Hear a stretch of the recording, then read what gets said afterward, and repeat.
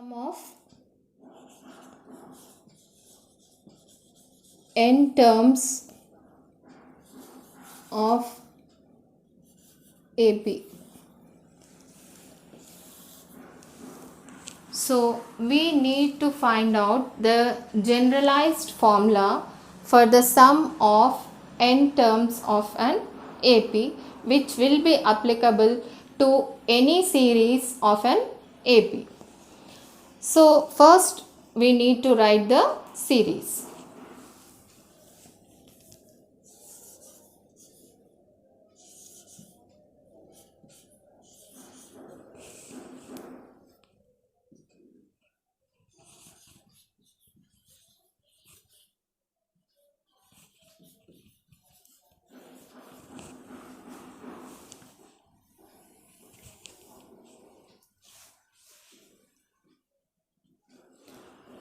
So any series of AP is represented by A plus D, A plus 2D, A plus 3D and so on, and the nth term will be, in the last session we have found the general form of nth term, which is A plus n minus 1 into D.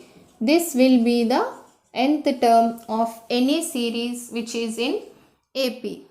Now, in order to find the sum of all these n terms in the given series, we need to, sum means addition, no? So we have to add all these terms in order to get the sum. So we are adding.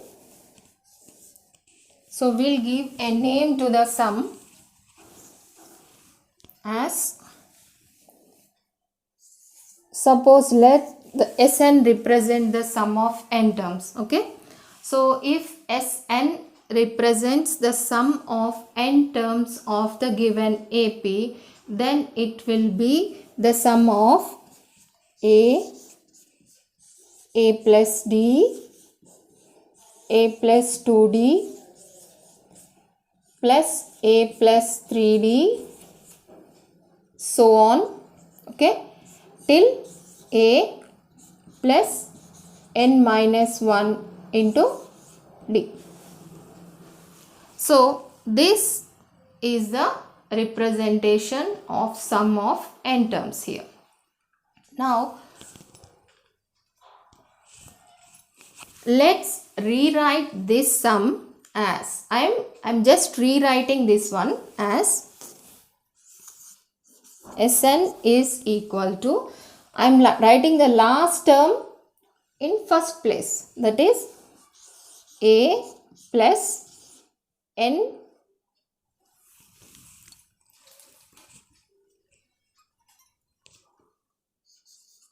minus 1 into D.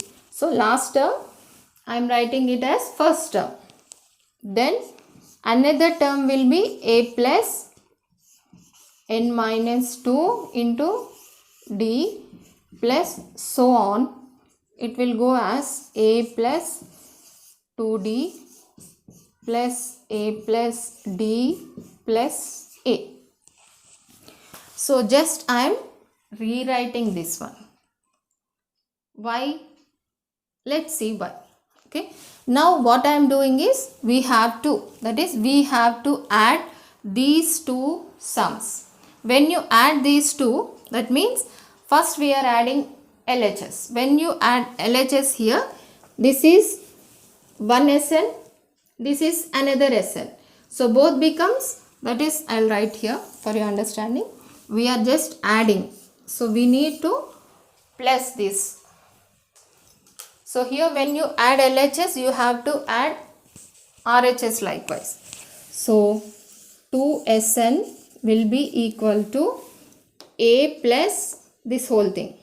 So A plus A will be 2A plus n minus 1 into D plus, when you add this A again with this second term, it becomes again 2A plus, you have one n minus 2 into D here, and when you add this D for this one, you will get again n minus 1 into d. Hope you followed this step. So similarly, we get the same term for last sum also. So this is how many times you are getting it as n times.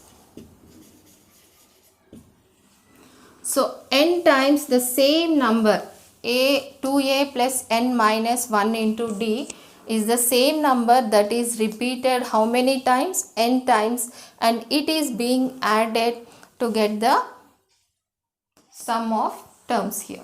So for that, so again what do we get here? 2Sn is equal to 2a plus n minus 1 into d. How many times it is? N times. So this is n times. So this, what you have to do now?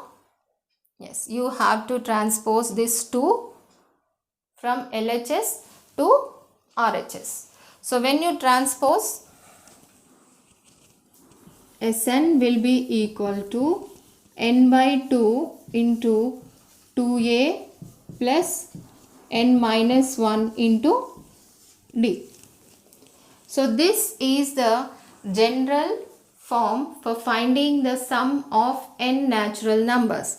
This can be again split into another type of formula. I'll show you how now. Here you have Sn is equal to n by 2. This term which is in the brackets can be split as a plus n minus 1 into d, where this a plus n minus 1 into d can be written as this part. It can be written as an. Okay. So this can be written as an. So then we can rewrite the formula for Sn as n by 2 into a plus an. So according to the requirement of the problem that we need to solve, we can use this formula or this formula for finding out the sum of n terms of arithmetic.